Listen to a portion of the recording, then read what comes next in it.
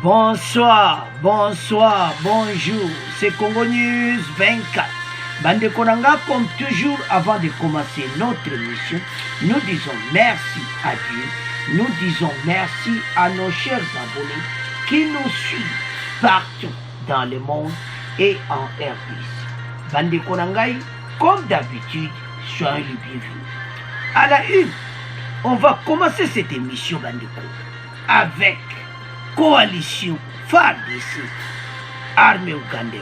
Bandeko va nommer coordonnateur ou à coordonner l'opération le général Bombele, commandant de coordination Bandeko na S ya RDC. Alors Bandeko nanga sacho boyo kande signature de bozumona na ba photo et puis bokoyoka message oyo bapesi na bagene na bagroupe armé et committant bana na nyonso babima na zamba ou bien bango nyonso bakokufa eza ya koyinda esi eyindi. Deuxième point chez téléspectateurs, tête à tête Tshisekedi et Kadima boyoka oyo Kadima lui Bandeko. Ça chauffe dans cette émission parce que de l'autre côté, Bloc Lamuka, Fayoulou et Kabila de FCC, Bandeko va marche les sous et cause à la sit-in devant la scène. Yoke komona fachi, biso toke la scène. Ezaya Kouida et Sieim. Troisième point chez téléspectateurs, Eyimbi. Bandeko tolobaki makambango tobani komona mwa basini bayati ya gangi mabe bokoyoko bayati alobi na matata mponi yango bakongolais na makambo bolemba te état de droit ezolembalemba mais komaka na lere bo bakonzi batomboki bandeko bokoyoka oyo bayati alobi na matata mponi. De l'autre côté, l'Union européenne a décidé de prolonger les sanctions de proches de Kabila. Et Zaya Koyinda et Sieyimbi. Alors, bande konanga comme tant auto sur la masolo yamboka biso. Comme d'habitude, ba point zedele et puis la majorité ça chauffe et Zaya Koyinda. Premier point déjà bandeko, nomination. Général Bombele. Bokoyoka bandeko.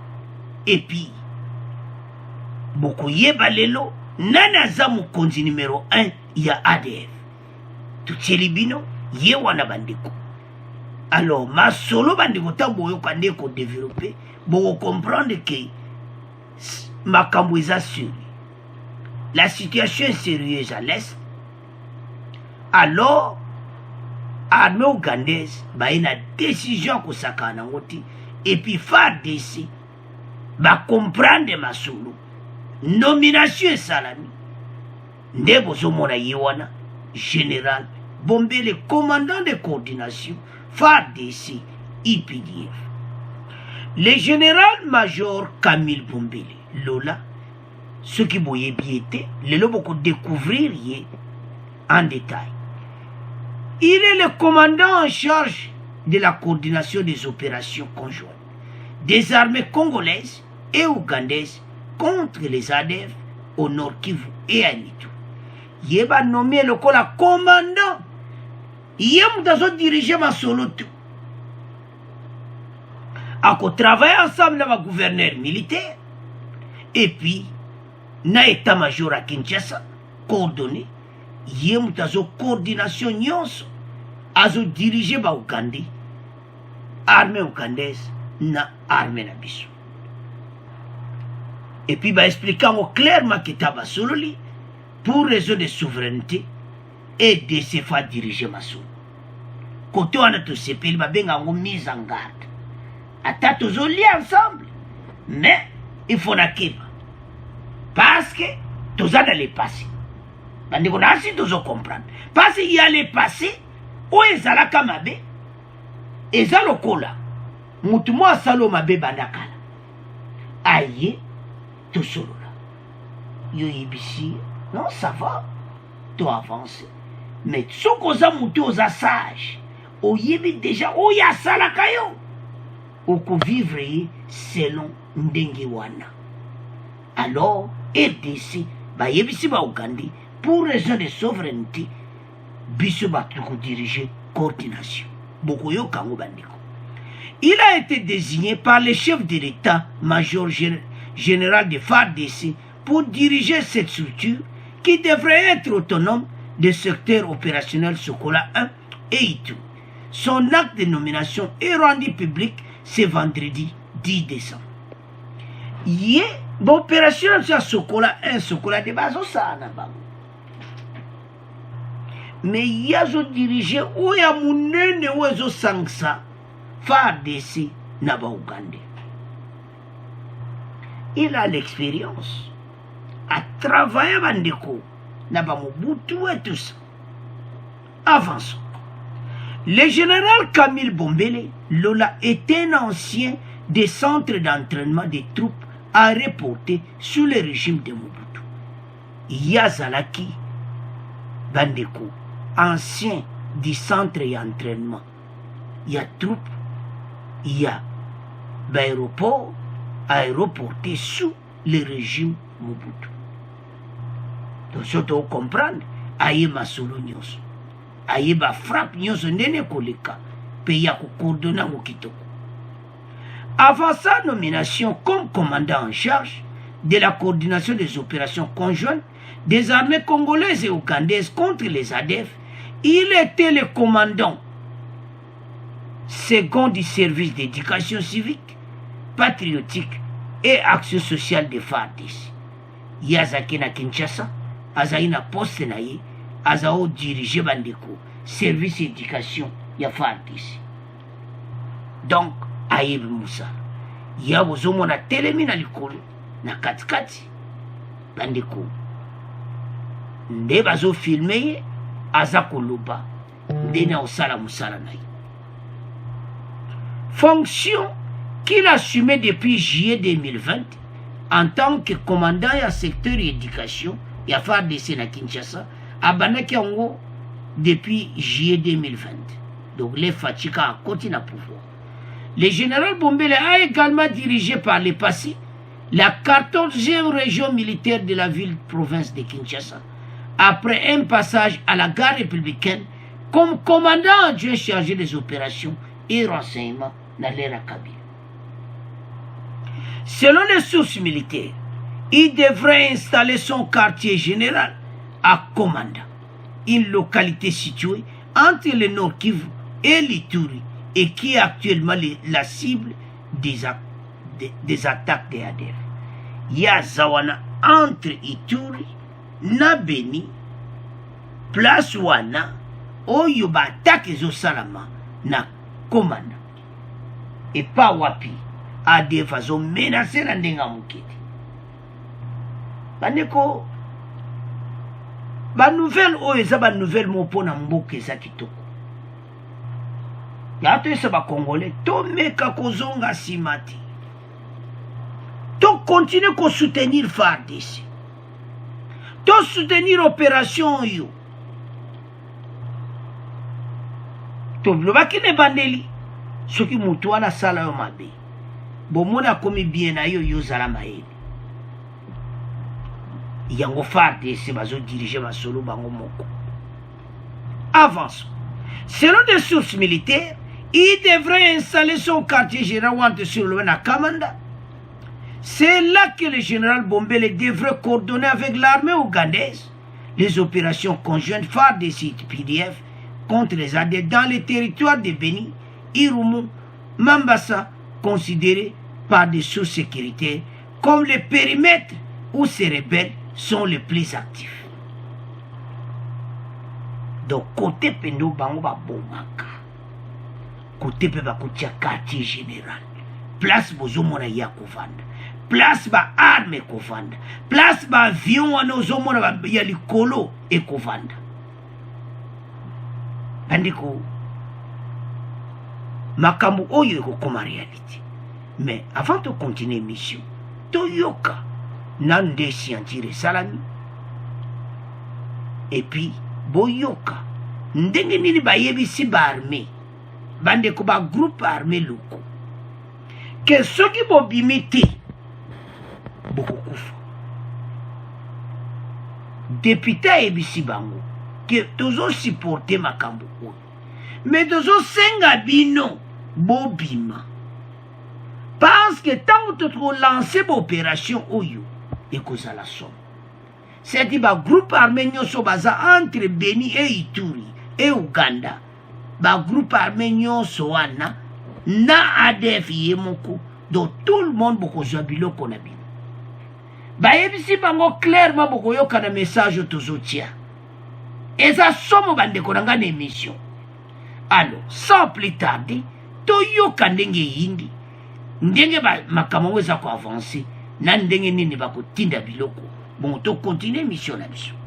Madame, Messieurs, bonjour. Le ministre congolais de la Défense et son homologue ougandais ont signé hier à Bunia un accord général de défense et de sécurité pour la conduite des opérations contre les groupes armés en Ituri et au Nord Kivu. Dans leur communiqué conjoint, les deux délégations réaffirment que la mutualisation des forces vise à traquer tous les groupes armés et les forces négatives, dont les EDF. Elles se sont félicitées du progrès réalisé jusqu'à présent dans les opérations conjointes FARDC, UPDF, dans les territoires d'Irumu en Ituri et de Beni au Nord Kivu, le compte rendu de Martial Kizabiamungu. Pendant 2 jours, les experts congolais et ougandais ont discuté sur des questions de sécurité et de défense d'intérêt mutuel pour les deux pays, notamment à ce qui concerne les opérations conjointes pour l'éradication des rebelles, des ADF et d'autres groupes armés locaux actifs le long de la frontière commune dans les provinces de l'Ituri et du Nord Kivu. À la fin des travaux, les ministres de la Défense de la RDC et de l'Ouganda ont signé un accord général de défense et de sécurité. À quoi consiste cet accord? Le ministre de la Défense et ancien combattant de la RDC, Gilbert Kabanda, explique. C'est un accord général de défense, mais encadre la mutualisation de nos forces armées qui est en cours. S'il y a des groupes armés locaux qui sont à cheval entre l'Ouganda et le Congo, cet accord va se terme. Pour le ministre ougandais de la Défense, ce qui est important dans cet accord, c'est l'union des efforts entre les FARDC et UPDF pour atteindre les objectifs de ces opérations. Honorable Vincent Banalangaki. Ce qui est très important pour nous, comment UPDF et les FARDC vont travailler ensemble en vue d'atteindre ces objectifs. Enfin, les deux parties rassurent les populations de la RDC et de l'Ouganda que ces opérations continueront à être menées dans le respect strict des droits de l'homme tout en respectant la souveraineté de ces deux pays. Bunia, Martial Kizabiamungu, Radio Okapi. Par ailleurs, le porte-parole du gouvernement congolais a fait savoir que 31 Congolais pris en otage récemment ont été libérés et 30 terroristes ADF capturés. C'est le bilan des opérations militaires conjointes du 30 novembre dernier entre les FARDC et l'armée ougandaise à la limite entre la RDC et l'Ouganda.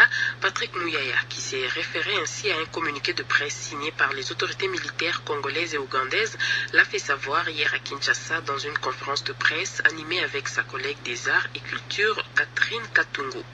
Et en réaction à l'accord signé hier à Bunia, le député national Crispin Bindoulé estime que les groupes armés locaux de l'Ituri et du Nord Kivu doivent profiter de ce moment pour déposer les armes avant que la mutualisation des forces congolaises et ougandaises n'atteigne la vitesse de croisière. Cet élu a fait cette déclaration hier à Bunia après la signature du dit accord de coopération. Vous le savez, cet accord s'inscrit dans le cadre des opérations conjointes entre l'armée des deux pays pour traquer les rebelles ADF. Pour cet élu du Nord Kivu, il n'y aura pas de négociation avec ceux qui ont pris les armes contre la République. Le député national Crispin Bindoulé au micro de Martial Kiza.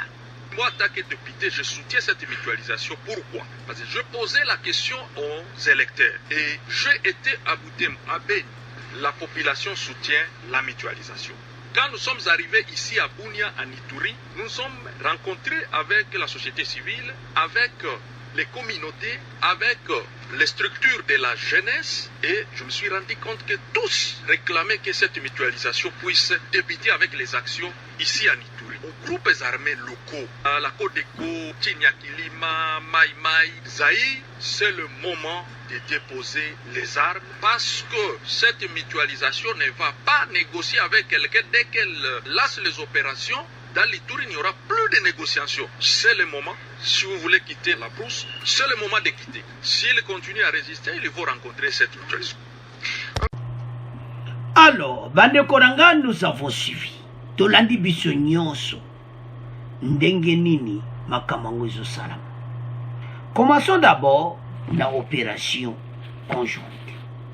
Bandeko, makambo yo eye na moma moko nzambe alingi RDC parce que soki guerre alesi esili bakongoli baobosana makambo ebele baobosana bapasi nyonso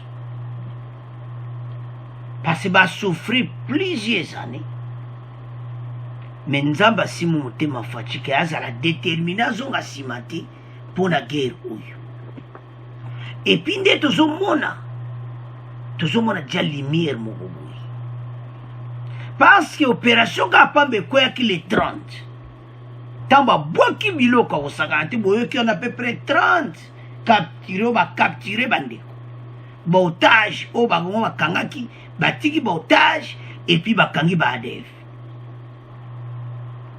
Donc soki omoni déjà bakangi ba ADF ebele ndenge wana kaka na première opération c'est-à-dire masolo ekozala solo parce bapalangani bayeba ete nde biloko kweyaki donc baza nde wana baza ya mokulu nde bozomona chef na bango wana nkombo na ye Ek Musa Baluku ye nde moto aza nkolo masolo ugandi de ye moto aza suprême leader na bango ya ba ADF bato oyo bayaki na mouvement ya koboma mpe na bato. Alors FARDC na armée ougandaise bayokani très bien ke bango baliona kaka mpo na ADF te bagroupe armé nyonso baza koopere na Nord Kivu na Ituri ekomi tan konyeka bango biloko yango député wana en tant que Congolais esalaka pasi même nga funa esa bana wana batika minduki parce qu'ils vont périr. Force oyo armée ougandais banango baavion baza nango FARDC aza nango te wana toloba yango clair ke pays ezalaki mal dirigé bakoata kosomba banimbi bundeli oyo te mais soki makambo baembargo tozoyokaneli baembargo ya armement ya faci etus oyo elekaka na lere ya kabila ti lelo ezokontinue soki mpena embargo wana esili nango tokomona clairement ke faci bakosomba bibundela makasi mboka na biso kokontinue boye te bandeko toza faible na armement mais toza na homme de guerre bazali basoda bazali toleki mpe baugandi na nombre so bakonte nombre ya basoda mais problème toza nango toza na bibundeli te parce oyo toza na 21e siècle epa wapi badrone baavion makasi biloko tu wana toza impéciment manque de moyens mais gouvernement toza na espoir so nzambe asungi bakosomba yango tokende sikoyo na message oyo epesani bagroupe armé bakokonégocie na bango te tasepele message ya député wana parce makambo ba DDRC wana ya koyokana bango batika minduki tout ça boyebisa nde bango ke botika eza te ke tosala ndie to arrange okoma non moto azosima mundu contre la république et puis azoboma nde ndeko ne congolais les Codeco ce sont des criminels bakodeko na ngapi nde na traité bango bacongolais te bawute koboma dernièrement bakodeko ce ne sont pas des congolais bazoboma bandeko na biso ndenge wana alo bagroupe armé wana ekozala sans exception tozosilana na bango yango wana député ayokeli bango mawa alobi tala olie ke bokufa bobima na zamba mais amoi ke bayoka parce mosusu pene bayoka ate amoi ke vraiment bayoka parce que biloko ya moto ntango ekokita ekozala mobulu mpo na bango bandeko na ngai bakozala na tante parce que ekowuta na likolo mosu ezoya na se mosu bazoya na batanke do baokangakanga bango danse eza somo bandeko donc guerre oyo ezoke na niveau moko tozomona déjà que espoir ezali malgré bacongolais toza na habitude ya kozala badoute tozala positive totika kozala négativité eza trop na mutu na biso parce que nde nazomona avec un nouveau commandant banommé en chef oyo azodirige baopération na bagouverneur militaire na baopération sokola 1 sokola 2 toujours en marche armée ougandaise bazobwaka na likolo biloko zokwea eza fin nango likambo nini nango esilaka te bandeko na so bakufaka ndenge wana alo négociation eza te soki bana wana bazoyoka te bango nde bakokufa parce que bagroupe armé oyo bandeko bocomprendre guerre esali plus de 25 ans tobenga kuti bwana kuti lero eza guerre te bango nde bazaka koboma bana plus de 25 ans FARDC n'avait rien à défendre ekomaki terrain ya bacoopération ekomaki terrain oyo bazosolola barebelle. Il y a des autorités au bayebi au bazana Kinshasa bazako funda ba onke voilà bazo coopérer na ba groupe armé. Chaque jour ba groupe armé bazo bota. Net wano toyoki. Groupe Zaïre. Ah. Mais groupe Zaïre oui Zaïre pena ko toyoka kango penate toyoka ba Kodeko mais le na ba groupe oh comprendre que et ça bien organisé. Et puis Kodeko baza na ba bulu ya ba mine na bango bakanga wana ndeza somo pona ko déloger bango na ba bulu na wana eza somo parce ba tiape na ba bibundeli na bango kuna place ba yibaka ba or na bango na ba dia siko te yo comprendre que armée na biso azaki na mwa ba faiblesse nzamba la lakati nzamba lingi RDC nzamba kotika biso te tokolonga monguna bande koto telema ensemble malgré y a les hauts et les bas partout makambo ezanga kati to soutenir gouvernement oyo to soutenir FARDC bendele koyati biso toyaka koloba pamba te parce so landi bandeko mususu ole ba encourager bazo décourager FARDC bandeko ba commandant na biso ba continue biso même armée ba si ba changer to landi même ministre de défense to landi tout nde ba lobi wana ete masolo oyo ba ko attaquer ba mpe ba ko silisa masolo oyo bandiko parce que congolais azoki mingi bandeko na biso es ba kufi mingi bakoki suko kufa ndenge wana te nzambe wana tosambelaka soko za pasteur prier pour na FARDC muta asala rôle na ye oza place wapi yo prier pour na FARDC oza na réseaux sociaux pesa message a kitoko pour na FARDC coalition nde toyoki député wana ete to supporter coalition oyo eza chance na biso parce que fatia kokuta gouvernement moko eza na ba armement malgré des milliards de dollars qui ont été dépensés qui ont été volés malgré des milliards de dollars et que na ba poche bato tokoki ata kosomba avion de chasse obozomona wana te soni mawa sobo talibé ba Ougandais baza la fierté taba wata mwana FARDC baza la fierté parce que bazo mona ke baza supérieur na armement pa na biso mais ba yebi force ya FARDC ba yebi faiblesse am soki doza pena na ba arme ou bango baza na ngoti mais nyoso wana epesaka kanda so na kansine bato basali 20 ans au pouvoir badepense bambongo kende bapoche ya bato. Donc baprofit individuel moto ya moto avwama na marke na ye epesaka colère me ntango ekoki. Alors bandeko na ngai pasi mpe mawa me toza na espoir.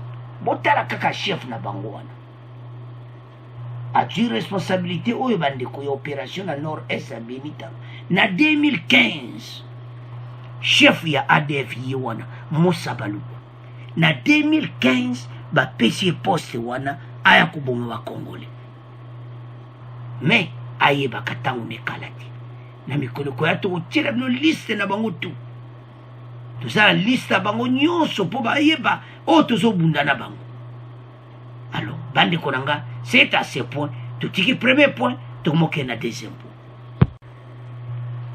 Alors bandeko na nga tokomi na point na biso ya mibale tête à tête Tshisekedi et Kadima boyoka oyo Kadima alobi. De l'autre côté après tokoloba bloc Lamuka Fayulu et Kabila sit in na seni bande bango balobi yona oke kokutana na fachi biso tozoke na seni. Alors sit in le 13 août le lundi. Le président de la Commission électorale nationale indépendante, Denis Kadima, a affirmé que les élections de 2023 tiendront dans les délais constitutionnels. Cette déclaration rapporte la présence présidentielle a été faite jeudi 9 décembre à l'issue de l'audience accordée par le président de la République Félix-Antoine Tshisekedi Tshilombo aux membres du bureau de la CENI. Donc, ce qui est l'obakeza pour la première fois, bakutana tête à tête. Parce que nan bakutana tête. Fatia yebaki ete. Fatia yeko découvrir l'ère makambo ya candidature que voilà. Tout ça nan ndeko na biso moko. Aye pena musala ya seni. Alors, wale Fatia ya kuyeba. Mais avant ça, avant la candidature de Kadima, Fatine ayebaki ete. Ezano makambo ya gauche droite wala pineza ya solo ayebaki ete. Kadima était en Afrique du Sud. Alors, azaki na besoin que mboka oyo ya comme président ici. Parce qu'on a déjà en Afrique du Sud. Abandé dia musala wana. Donc travaux moko oyo bapesi a mérité. Ce qui est le contraire na côté à bloc. Bloc bazana colère babe me bato bakeko kutana bazo solo la nini. Donc wana bazo boule kaka na solo ni fatia solo la kati malor ki ba media bate bele musu basalaki ma solo basoli pour une élection makamusu suti. Mais déjà ba congolais toujours boule kama pe avec le chef de l'État poursuit la dépêche présidentielle. Les discussions ont tourné notamment autour du bon fonctionnement des institutions et les besoins de la CENI qui permettront à la centrale électorale d'atteindre ses objectifs. Ayaka ye ba budget na ye, mbongo na ye, mbongo bako futa pour CENI démarrer d'autres ba fond o ya CENI, aye ba nyonso après wana tant Fatia à répondre aye comprendre oui nazana mbongo makamu nyonso ekozala pour l'élection alors ekozala délai moko constitutionnel. Bandeko, l'arrivée de Kadima à la tête de la CENI est accidentée. Est au faveur. Il a mérité. Parce qu'il y a eu Moussala. Partout dans les entreprises, soyez un peu clair dans la situation. CV ya mutu lobaka. Partout dans le monde, et ça n'a pays européen, CV ya mutu lobaka. Tala na salaboy, ou l'axi ba diplôme na yo. Bande ko makamo to lobeza vérité parce biso moko to yebi. To ça va diplômé dans le pays européen de tozoloba awa. Hein? To yebi importance ya CV. Mais biso, tant aussi ça va université na poto. To soit pena donc CV donc aux hommes tant aux pesa. Bula kitoko. Soko yebi musala. Bakuzwayo. De l'arrivée na ye place wana. Bande ko bele bazwa ko na ba sans ebele.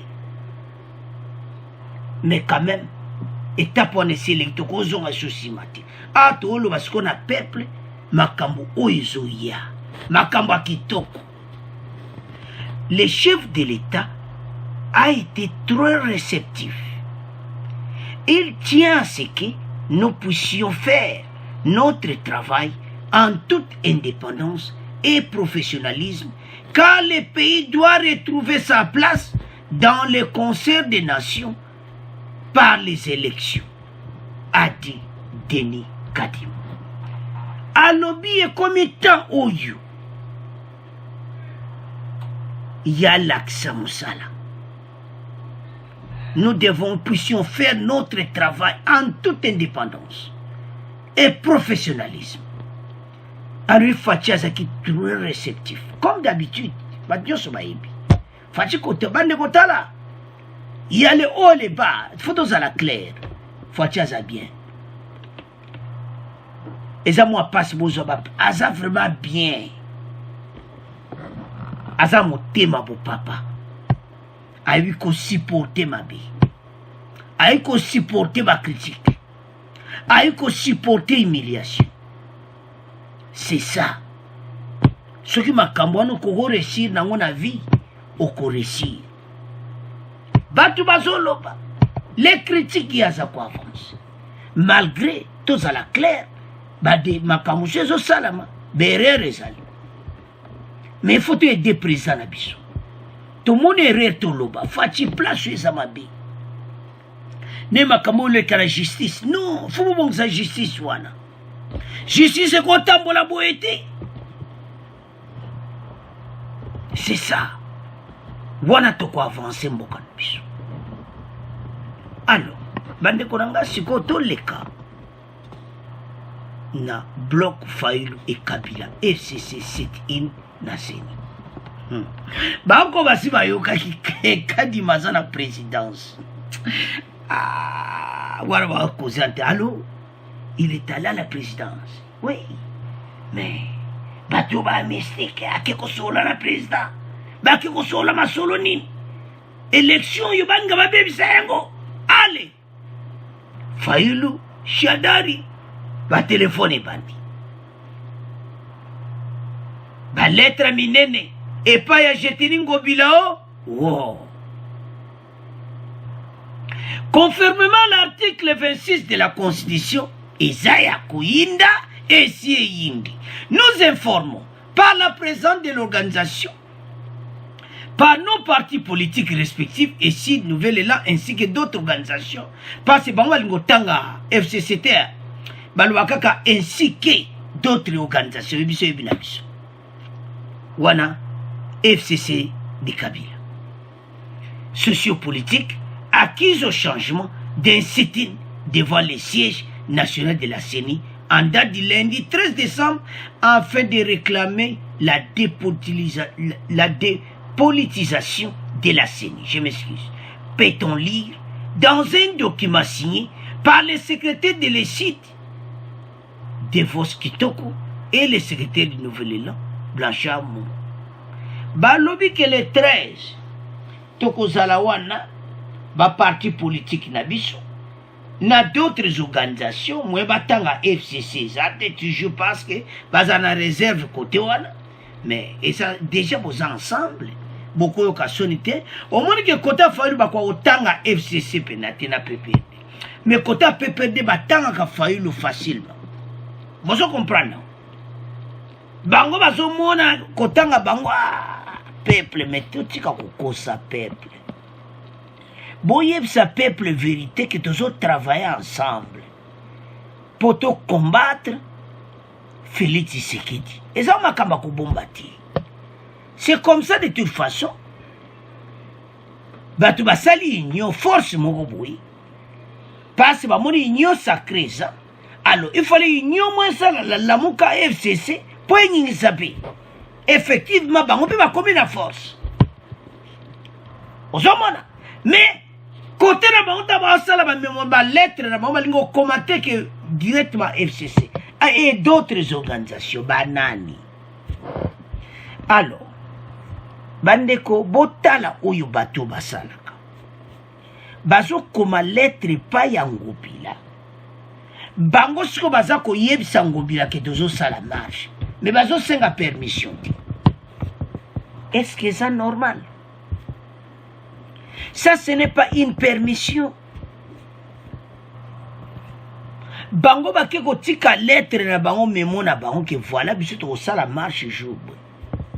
Au lieu que bon le bake tozo senga to sala marche, non. Marche wane ko sala te. La CENI déjà eza place yo boko ko sala te. Eza ba place yo oyo eza makamba ba marche. Eza libanda CENI, te expliquer bande kibele peut-être vous comprendre, peut-être vous connaissez, peut-être vous ne connaissez pas. C'est-à-dire libanda CENI beaucoup télématique.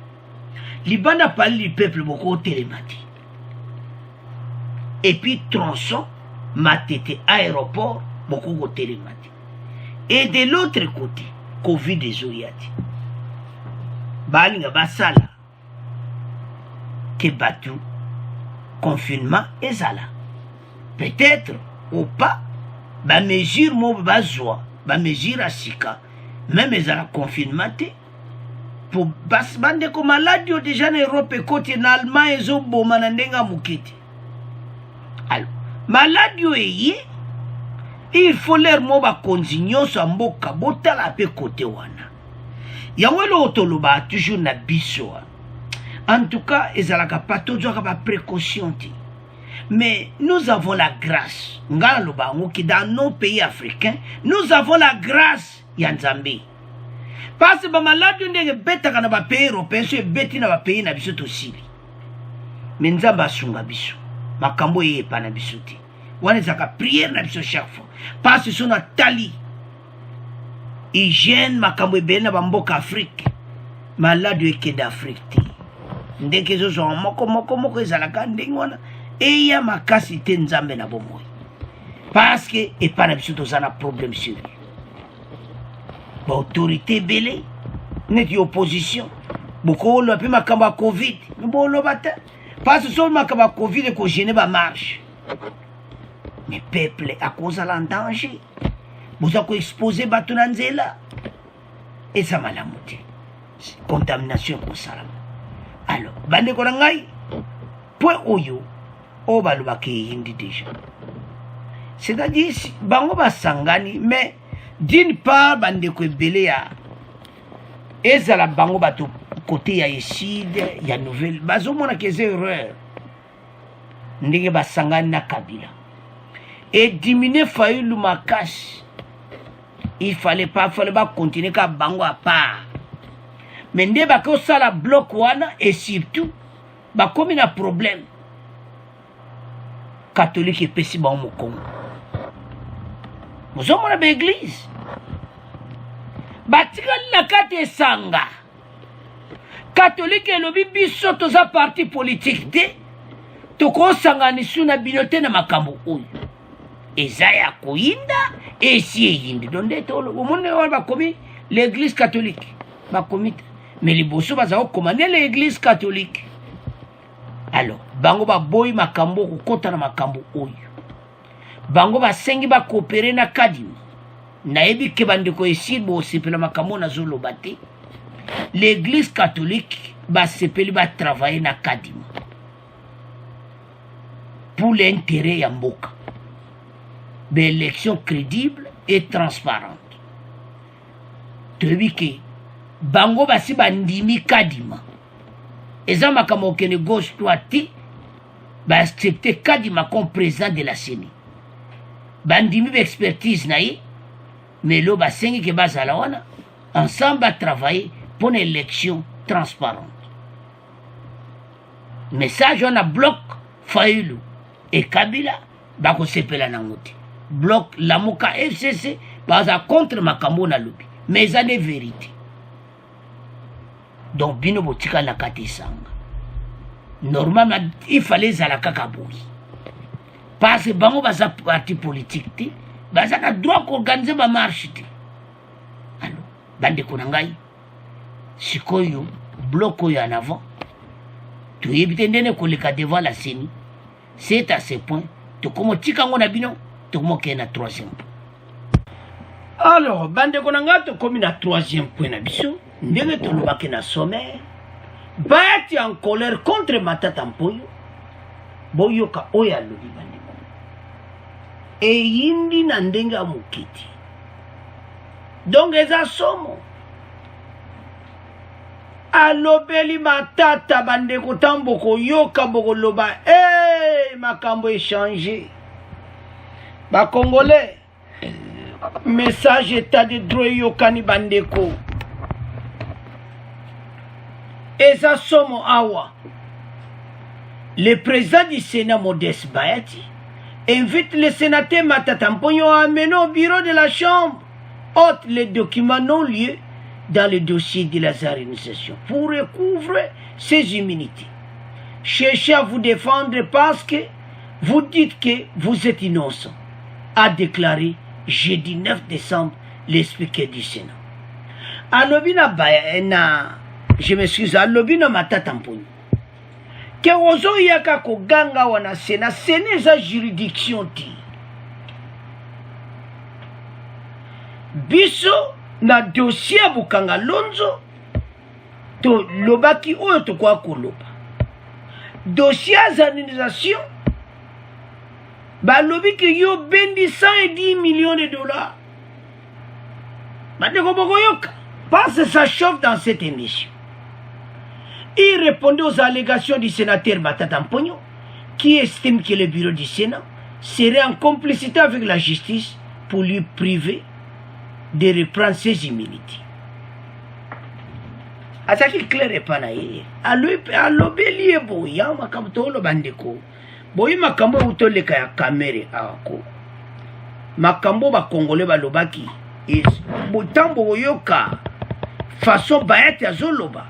Bon comprendre que message yokani. Parce que ba lobeli penza. Ba bise koyaka watena Sénat awe ezali justice ti. Kende kuna yela biso lettre laksaka yoza innocent oyiba ki mbongo a l'état ti. Oyiba ki ba bongo sa réalisation ti. Parce qu'au bandaki na chef de l'État que voilà bazo salo complot pour la 2023 yoza candidat valable oko gaye fachi et tout ça bandiko otala Matata Mponyo alobaki mingi. Alors Yango Bayati est venu répondre aux allégations de Matata Mponyo. Parce que selon Matata Mponyo, il voit que ces immunités sont bloquées. Il y a un complot entre le Sénat et la justice. Alors que, loin de là, donc, Bayati a lobby. Vous allez écouter un ton très élevé, strict. Et ils ont l'accent autorité, il y a Matata Mponyo. yango ba congolais makambo ebele bango moko isa chauffe cour de cassation de baza matata mpo aza na problème sérieux à partir de makambo ya Kamere Matata Mponyo a un grand problème ozomona bato baliaka cop kuna bakolia lisusu cop te message ya bakongole yokani ya Matata Mponyo azolela bayati akangi na ndenga mukete alors avant de continuer toyoka nanu bayati bongo to continuer mission na biso parce que moto eza kopela na yoka nanu ton wana te bayebisi biso yo yibi 110 millions yila biso lettre te yoza innocent koya kokangaka te na Sénat toyoka bayati bongo to continuer mission na biso. J'ai compris son angle d'attaque après avoir attaqué le chef de l'État, après avoir attaqué la justice. Maintenant, la méthode, c'est de s'attaquer au président du Sénat et au bureau du Sénat. Le Sénat n'est pas une juridiction, parce que nous vous avons suivi, vous avez mobilisé les médias, vous avez mobilisé le secrétaire général des Nations Unies, vous avez mobilisé tout le monde en disant que le Sénat vous a lavé. Le Sénat n'est pas une juridiction. Si vous voulez vous défendre, allez vous défendre auprès de la justice. Parce que vous dites que vous avez toutes les preuves et que on vous a dit qu'en tout cas il n'y a plus rien à vous reprocher. Mais quand on vous a dit ça, nous, on n'était pas là. Ici est la voie facile.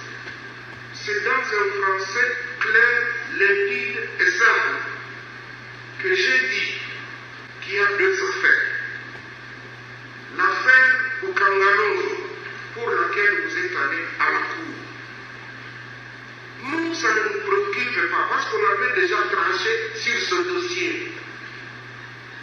Mais le 28 juin, par réquisitoire 16 et 17 du procureur général, il nous a saisi pour un tout nouveau dossier de biens à réaliser où on vous accusait de justifier le montant de 110 907 681 dollars américains et 27 894 707 euros. Voilà le dossier pour lequel vos immunités ont été levées. Et donc, par parallélisme des formes, dès lors que le dossier est au niveau de la justice, ce que je vous ai dit ici et devant les collègues, c'est de dire, dès que vous nous apportez le document de non-lieu dans ce dossier ici de biens organisés, pas dans le Kangalos, dans ce dossier, automatiquement, vous récupérez vos immunités. Est-ce que c'est compliqué? Est-ce qu'il faut être juriste pour que nous puissions comprendre ça?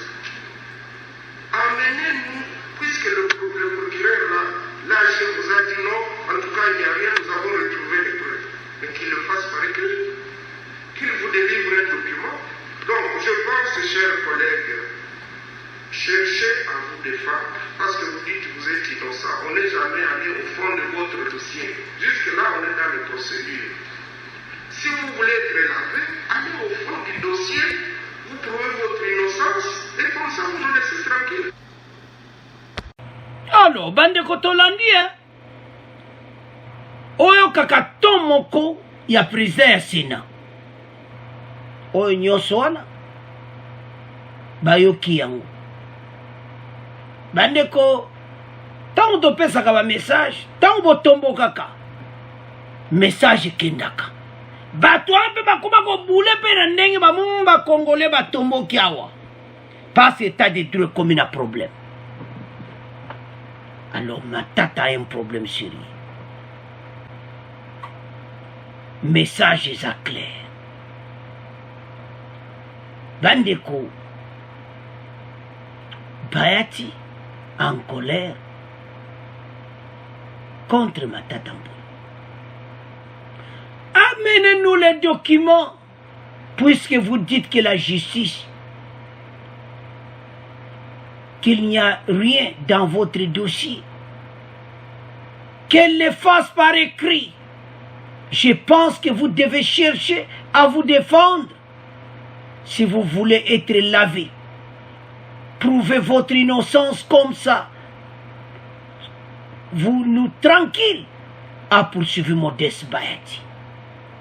Il fait remarquer que lui et son bureau ne sont pas concernés par les allégations du sénateur Matata Mponyo. Bandeko, l'ancien Premier ministre est poursuivi pour le dossier des organisations, où il doit justifier plus de 110 millions de dollars et plus de 27 millions d'euros. Somona. Ayebisi etolandi biso nyonso. Okei tina Nations Unies. Matata Mponyo akenda tina ONU kufunda mboka. Il a commencé au chef de l'État. Maintenant, il vient s'attaquer maintenant au président de la Sénat. Du Sénat, je m'excuse. Et puis il vient s'attaquer à tout le monde maintenant. Alors que justice batiki était. Même s'il y a la lettre qui est comme libre, tu peux son immunité là.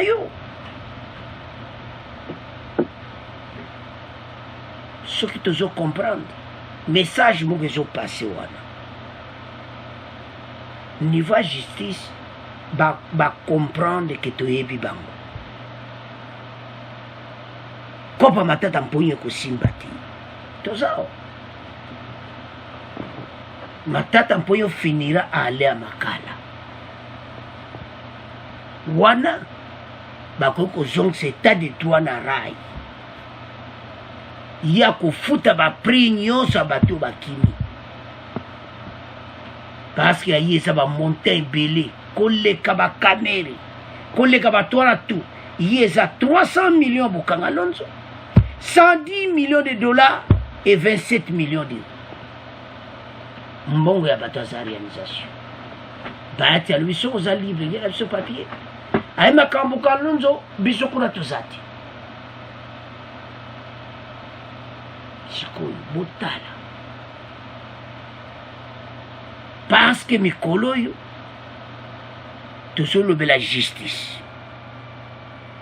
Ba juge baza na cour de cassation. Boyoko ba congolais ba lobby. Que kuna na cour de cassation baza sur na confiance na binote. Bazo mona ke ba kope zo le kana cour de cassation. Wana message tozo passer ba congolais ba pesi. Balo bazo comprendre justice la bisoti. Bolaksa ba congolais. Que bino boliaka kopti. Dossier angwana ya Matata Mponyo. Ça c'était un défi. Oyo bino soki bosali yango. Ba congolais ba komona oui état de droit zongi en marche. Soki Matata Mponyo bo foire. Eza ya koyinda. Na réseaux sociaux mutako koka soka Matata Mponyo akimi. Boza na problème. Ba congolais bazozela. Basi balobi ke kune loko lisho ezati. Oyo pesi kopo kena yo. Biso batoto lobiti. Tanga ba commentaire ba congolais. Balobi to si do lembi justice comme théâtre. Botala ba commentaire na bango. Yango justice na biso bol sale fort. Tokotika ko soutenir binoti. Mais pas si na motema. Ba congolais ba otale bela ba mbongo. Net ya ba 300 millions et kena ngaka bwa bukanga lonzo. To moni pe lokote et loko pe zate. Alingeta komi kuna kutika mi selekete. Donc ça fait mal. Yango ba congolais ba so senga. Été et comme temps oyo makamba minene et salama. Parce que Bolaksa va congolais que voilà état de droit son qui marche. Ce qui était boza na problème baza kotala nde totie mission baza kotala matata mponyo ekosuka ndenge ndeko bato batambusi mboka na ndenge moko ça fait mal tokende directement na point na suka. L'Union européenne a décidé de proroger les sanctions proches de Kabila. Oeza makambo yango va détruire mboka. Et puis matata mponyo aza groupe bato baza babebisi mboka na biso. Premier ministre bakuto na ba dossier minene botina bambongo baza réalisation. Mais bato oka elobi ndeko mwa lobi yango bamba yibaka ba millions. Kaka ba millions kaka bandiko 1 million ko ekome para bango nde biso mona le mususu 1000 euros ekome para bango do 1 million loko pamba nde biso so 200 euros 100 euros nde biso to monaka bango siko 1 million za loka ba 100 euros 150 euros ka sombi pampa biloko na euro marché 100 euros elekana bandiko to comprendre ko tozo mona te makambo ndenge ezokende tofungola miso na bato toza nsima ya bino peuple tolobaka mpo na peuple tozala besoin état de droit échanger nasepele bacommentaire bandeko mosusu balobi tokozonga nsima te journaliste continue tokeye liboso merci na courage bozopesa biso merci na bacommentaire bozoloba na biso ke tokeye liboso parce que kotika mungu na tante babebisi mboko na ndenge mokete yango bazopaye. L'Union européenne a décidé jeudi de proroger d'1 an les sanctions prises en 2016 contre 10 anciens cadres du régime Kabila 2001 à 2019, précisant qu'elle pourrait envisager d'autres si nécessaire selon une communauté du Conseil de l'Union européenne. Balubako baksape mususu mikolo yango pe sona tape ba sanction ngwa tokena ba sanction ebele pende basana bako voyager lisusu te ata tozoyo ko bazu liberté provisoire bako kende pa ite boko tuna nga ba okene te porani Monsieur Maping to benge monsieur rapport Maping ata état de droit c'est tengami mais rapport Maping eza ba aéroport nyonso ya pays européen mokoloka bakosala kaka faux paraka o avion esali escale oyo na G20 oyo na Roissy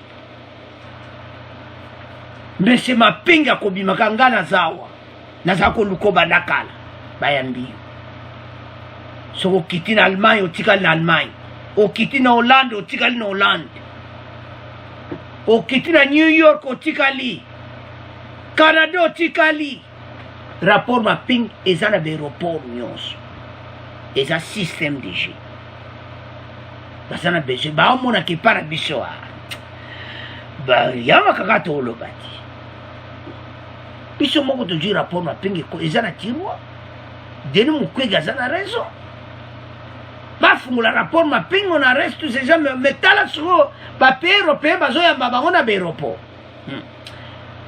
et belonga na liberté provisoire bon ça va kende